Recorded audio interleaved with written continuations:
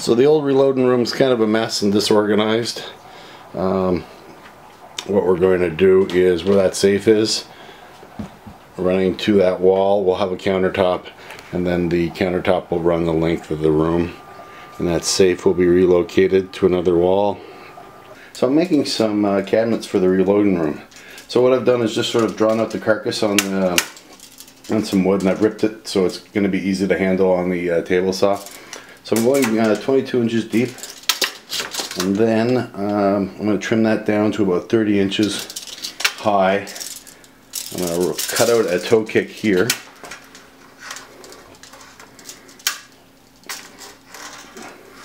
About 4x4. I'm going to run a dado along the bottom here for the bottom shelf, and then I'm going to run another dado across the top, and then rabbet the back. I'm not going to fill the back in because it's just going to be up against walls, so I am going to need some support strips, so I'll have to run that down about 4 inches, run a piece of strapping or something along that lines for shelving and such like that. I think I'm going to just leave them as they are, and then get some sliders and put some drawers in. So I will get the carcasses made up, put in place, and then use 2 pieces of plywood as my worktop, maybe with some hardboard, and band it with some hardwood so it looks quite nice.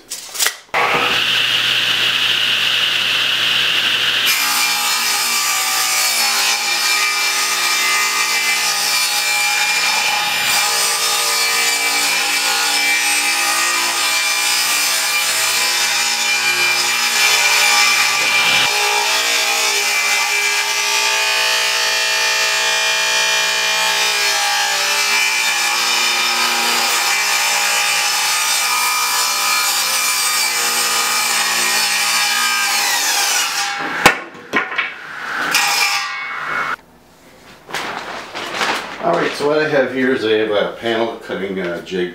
It's just a piece of strapping on a piece of plywood that has a small batten in it that runs in the guide here. So I'm cutting in these to 29.5 inches. There will be a 1.5 inch countertop over top of this, so that's going to raise it up to 31 inches, and that's a comfortable height for me to work from. So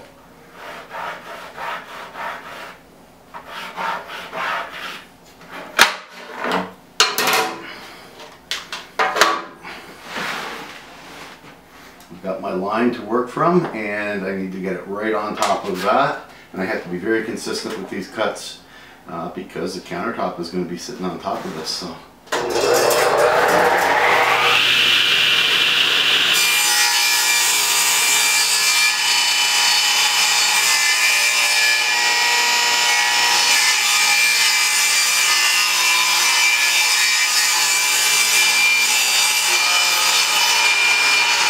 what I'm going to do right now here is I'm going to cut 1/4 inch off, and then I'm going to measure my 29.5 inches, because this was cut at the lumberyard, and it was just cut using a circular saw. So the guy really has good hands at the lumberyard, but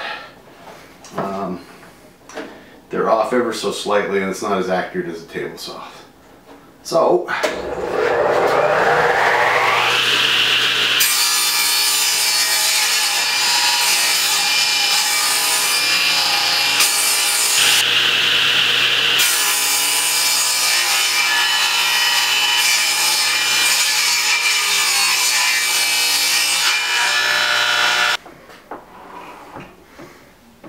okay, so I'm just going to cut the toe kicks now. I've got the rip vent set to 4 inches, so I've got some lines drawn on the deck of the table saw that'll help me not overcut the toe kicks. So I will continue right now.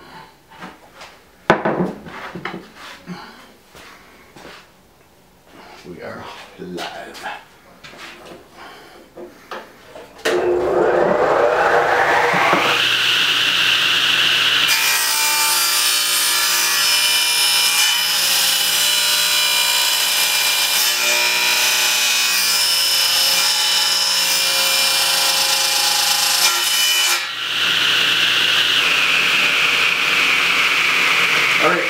In order to be able to keep the good side facing up so that any tear outs underneath. What I'm going to have to do is set this fence here 4 inches this way. But when I do that, I'm going to have to set it from not 4 inches from the inside of the blade, but from the outside of the blade. So I can either do that by going 3 7/8 or just measuring it out. So let's just measure it out and see how we do.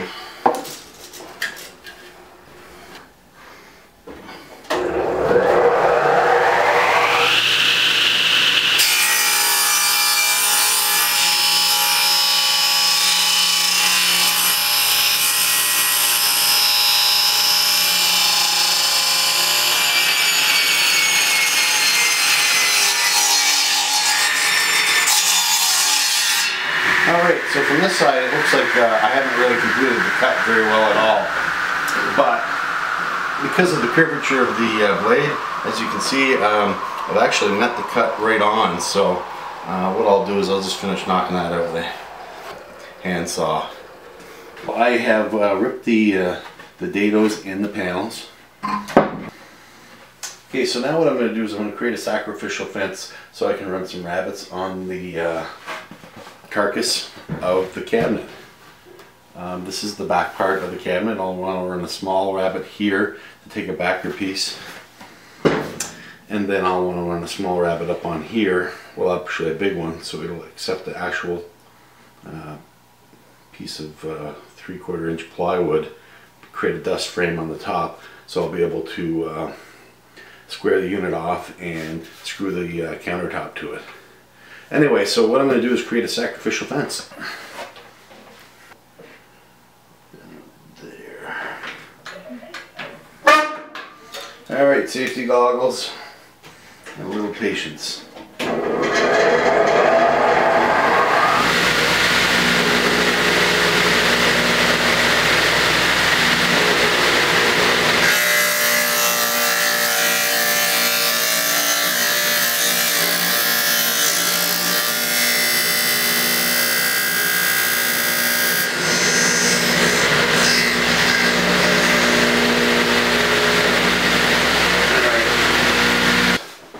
This piece is cut out, and I'm just trying to stay in frame here. So this piece is cut out, and there's a dado on the top.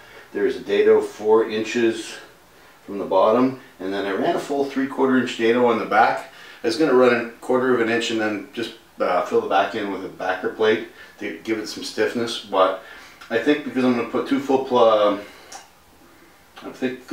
a shelf on the bottom and then a full piece on the top, I'm going to see if I can just get away with a few strips on the back to stiffen it up, since this will be flush up against the wall. Alright, so what I have here is I have 2 of these. They're mirror images of each other. There's a nailer for a toe kick. This is the back piece. It's just some extra scrap from the rich plywood that I'll use to stiffen up the back. Are right here.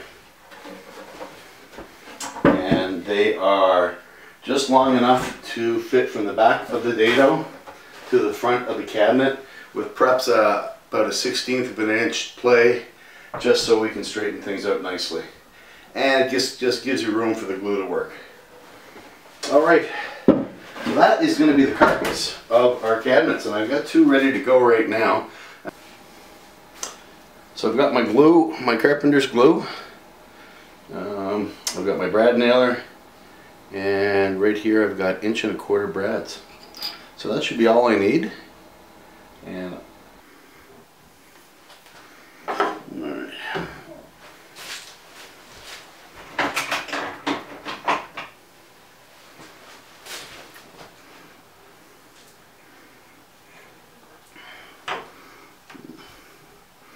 A little bit of gluing on the end here.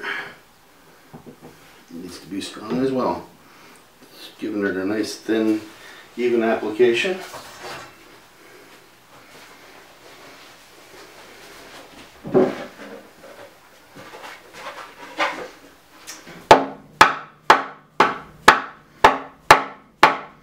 I have that exactly flush.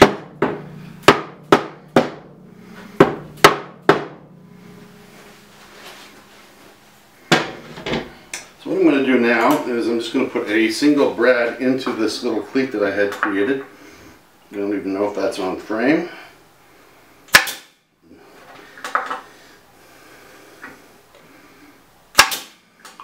And we got her.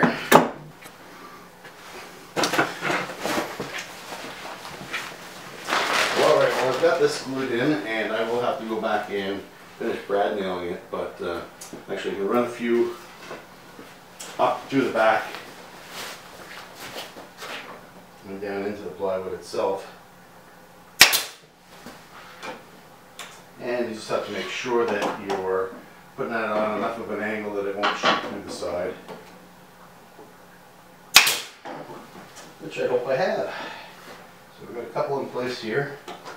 And now the tricky part begins where we put the other piece on the top.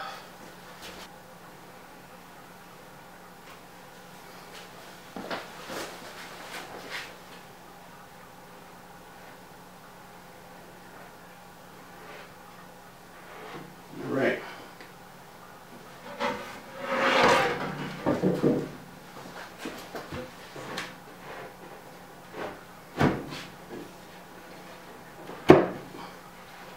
Wonderful.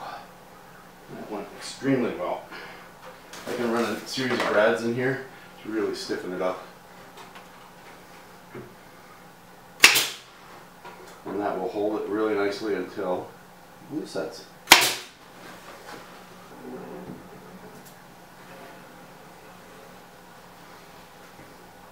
Now the top piece is going to go in. Again, I haven't quite figured out what we're doing for a faceplate. Now for this wood's awfully nice for just leaving it a workshop grade shelf.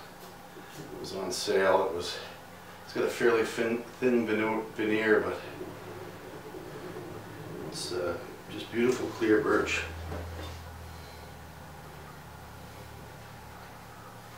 Alright, a little bit of cleaning up to do afterwards. Too much glue now, but not enough.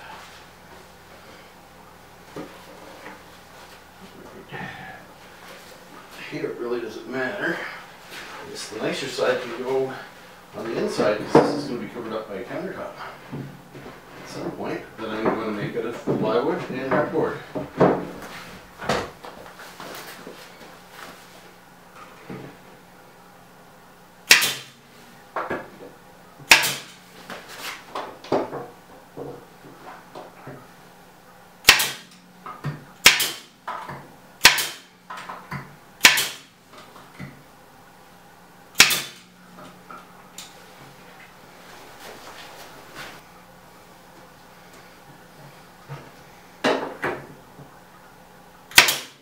So if this is going to be the cabinet layout, that's 138 to 140 inches on the wall here, and that matches the reloading room perfectly. I'm going to make a countertop over top of that with some plywood, and then it's going to be a bit of an L, and then the L is going to stay open, and I'm just going to support that with a nice lumber frame until I can make another cabinet. I got to make some drawers for these units and put them on pull-outs that come all the way out. Probably do 2 drawers on the small cabinet and then 3 drawers on the larger cabinets, and I should be able to keep all sorts of things in there. And then for the upper wall in the reloading room, at some point I'll make some hanging cabinets and really be able to put things away.